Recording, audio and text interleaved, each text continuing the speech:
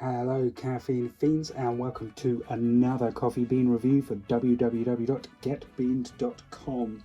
Now it's November, Halloween has just passed, Dias de los Muertos has just passed, that's Day of the Dead for those of you who aren't Spanish speakers. So I thought, what better time to try out a Mexican coffee. So here I am with a coffee from Mexico from Carnival Coffee Roasters. This is the Monté Albán organic from Carnival Coffee Roasters, who are a coffee roastery or coffee roasters from South London. So if you're actually in the area, they do this fantastic thing where they will deliver your coffee by push bike if you're in South London, which I think is a fantastic idea. I think more people should do that if you're local.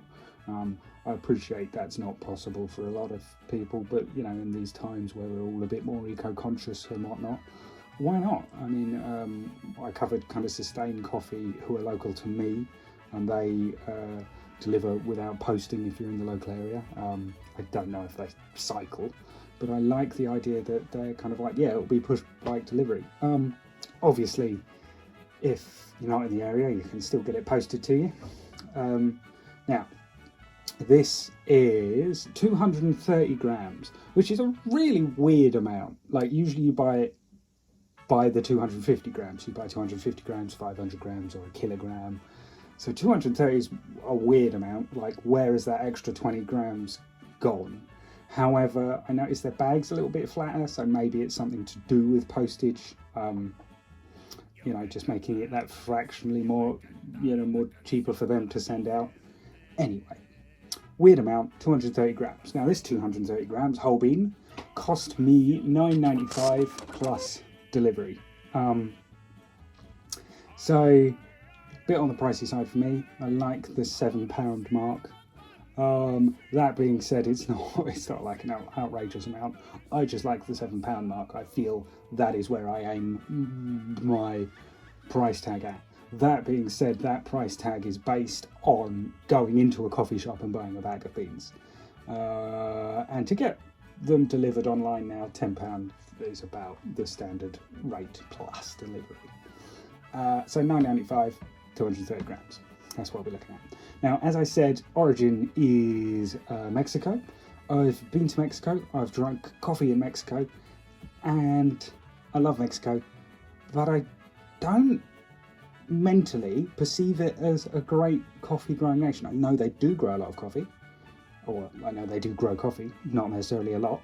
And when I've had Mexican coffee, it's been as part of a blend with other coffees. Yeah, it's never been like, try this Mexican coffee. I think this will be the first single origin Mexican coffee I've ever had, off the top of my head. So it'll be interesting, because I don't mentally kind of rate Mexico as a great producer of kind of really decent coffee. That may be completely false, I'm willing to say that. I just, you think about great coffee producing nations and Mexico is not in that list for me. And one thing I like about Carnival is they have beautiful designs on their packaging. It doesn't really matter in terms of the coffee, but I mean, just look at this. They've got kind of the Day of the Dead sugar skulls there, and their other designs for their other coffee is, just as lovely. That being said, we don't really care about the design, we care about the taste. So we will blend this up. We will grind this up for an espresso, and then we'll also try it out as a milky latte. Oat milk, as per usual, because I'm plant-based. Now, tasting notes there at the top say vanilla, which is interesting tasting note for coffee. Usually you get kind of chocolate or something darker, but vanilla, is something that does come up in tasting notes, but not a lot. Mandarin, which personally I feel is a posh way of saying, citrusy notes, but someone in marketing has got hold of that and said, don't say orange or citrus, say mandarin, it'll make you sound more exotic. That's a cynical way of looking at it, but that's how I feel about that. And milk chocolate, so vanilla, mandarin, milk chocolate. I like the idea of vanilla milk chocolate, which suggests a creaminess. The mandarin, I think, probably is just a note to acidity. I don't think you're going to get kind of an orangey note through coffee. I may be surprised. One thing about those tasting notes suggest that it will be better for a kind of a milkier drink, which is absolutely fine. I like a good milky drink. When it comes to coffee, I prefer it as a latte or a flat white, so that could play to my kind of preferences. Interestingly enough, I've got the roaster notes from the website here, and it kind of says that this is, I believe it says somewhere that this is more designed for kind of milky drinks. I mean, we're still going to try it as an espresso, but it's interesting that they say that on the website. So what I also like is it's also a part, as well as tasting notes, it's got variety, origin, and the process all there on the front. Don't have to look for it. Don't think there's anything on the bag. It's got the roasted date, and it tells you it's a fully recyclable bag. I like it when you get a recyclable bag. So many coffee bags you get them in different types, different materials. So I like it when it says this is compostable, this is recyclable, because I get so confused, and a lot of them just have to be binned because they're that kind of plasticky, foily, whatever. Anyway, that's just a side note on the eco-ness of it, and I suppose if they're going to bike deliver it, you might as well recycle it as well. Anyway, so what the roaster notes on the website says, firstly, it makes a big deal out of it being organic, which is good. You don't necessarily want chemicals and stuff in your coffee. That being said, if it makes the coffee grow better, then whatever. But yeah, organic coffee. So a medium roast, smooth and velvety coffee that is sweet with chocolate richness. This coffee is a great partner with milk-based drinks. There you go, I called it. Or on its own. No, it's one or the other. A hint of mandarin acidity, again, called it. It's not going to taste orangey, but it will be that citrusy acidity. A great all-rounder and crowd pleaser for all brewing methods. Now, all brewing methods, I mean, coffee is coffee at the end of the day. If you've got good beans and good water, the coffee is going to taste great regardless of the brew method. The better the barista or the brewer, and the better the equipment, of course it's going to taste a little bit better here and there. But essentially, for good coffee, you need good beans, good water. But to say it's an all-rounder is like, no, it either lends itself to espresso or... Anyway, that's me being cynical, possibly even snobby. But good all-rounder. Where was I? Coffee growers from this region Mexico, have been producing coffee for more than 3 generations in a very traditional and mostly organic way. Yeah, basically it's small farmers growing coffee, not big farmers with pesticide, right? Okay. Monté Albán, which is very close to the city of Oaxaca, is the 1,000-year-old Zapotec ruin that can be seen from the coffee farms that are hidden in the mountains surrounding the site. See, that's nice and interesting, bit of culture. I love all that Mesoamerican, Mayan, Aztec stuff. That has nothing to do with coffee. I just love it. Monté Albán is one of the earliest Mesoamerican great urban centres of the classical period. The site was at its peak of importance between 2000 and 600 AD. Yeah, and now you're growing coffee there. But fell into decline in 800 AD. Well, they had a good run at least. 400 years, 600 years isn't bad. The Zapotec were an advanced ancient culture that made many developments in the area of astronomy, writing, and even medicine. Again, nothing to do with coffee. There's nothing about Zapotecs growing coffee here, so why do I need to know that? After their mysterious abandonment, the site was used by other groups, including the Mixtec, who, on recognising the site as spiritually significant, used it for burials. Long and complicated history of this place really does create a sense of magic, a joining to the past, to the present through culture, artifacts, and delicious coffee. There you go. Your coffee is grown on the bodies of dead people, so it might taste really good. So there we are with the espresso shot. The crema's already dissipated a little bit, but it did come out quite rich and yellowy and quite thick. It's got a nice darkness there to the coffee at the bottom, and as you would expect from any decent coffee, when you open the bag, a really kind of rich, overwhelming smell comes out, and that kind of stays when you grind it up. So let's give it a sip. It doesn't smell too strong as the espresso. A lot of other espressos you get a good full effect, but this one less so, not so strong, not so punchy. But you know, that might be, you know, in the flavour rather than the smell.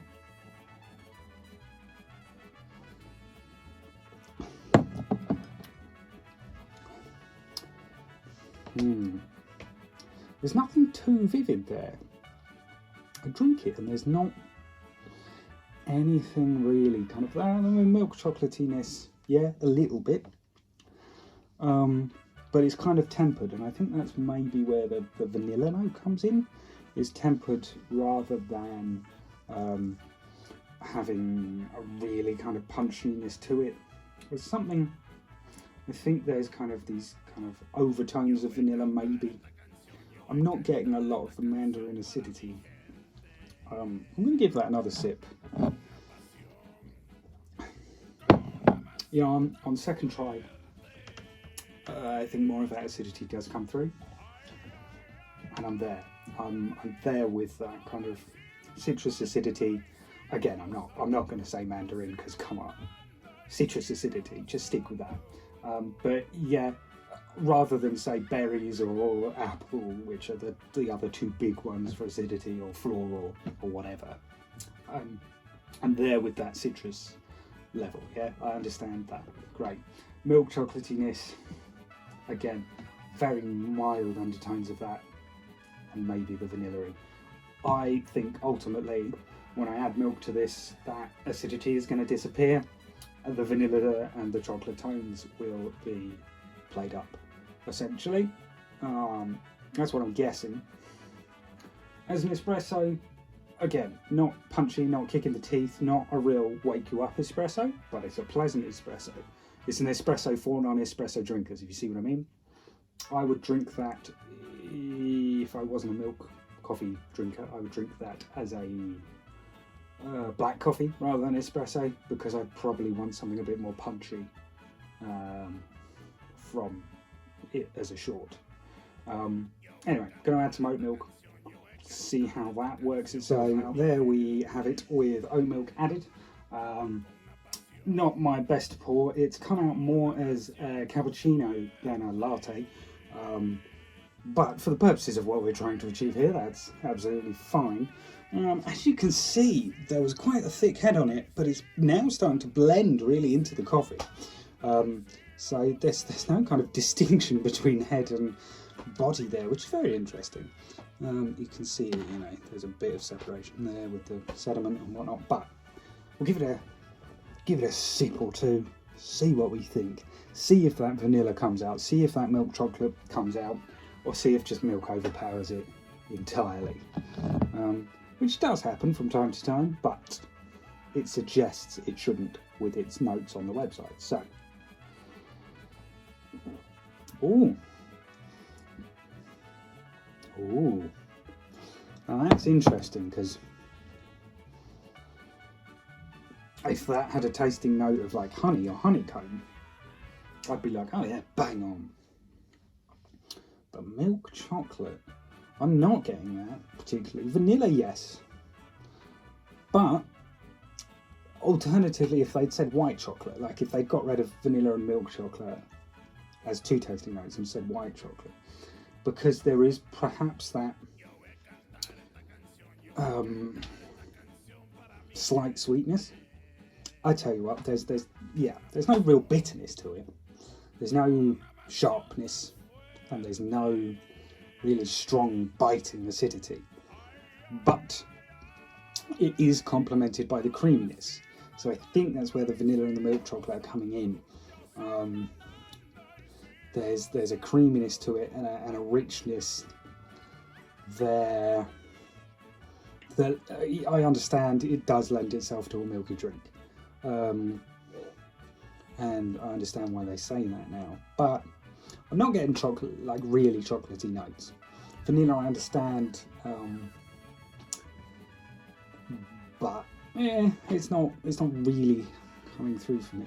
Well, none of the flavours or tasting notes. Now the tasting notes are really strong and coming out and really kind of identifying themselves to me.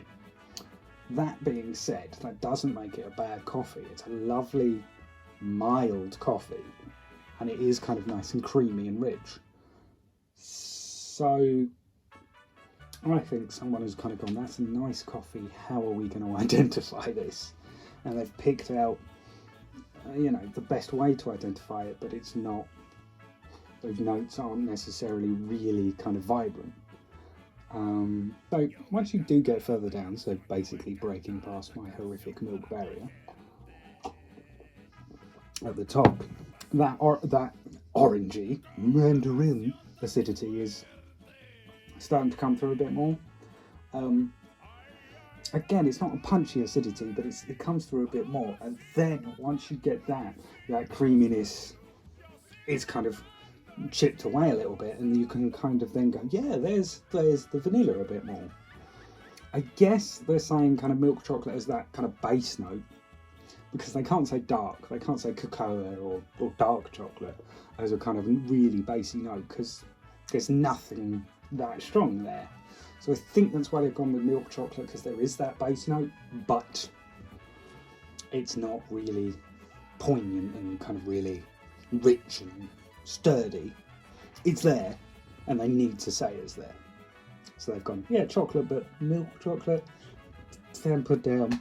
I like that coffee. I really like that coffee, but there's no defining thing that I'd go, oh, try this coffee, it's really rich, or try this coffee, it's really acidic, or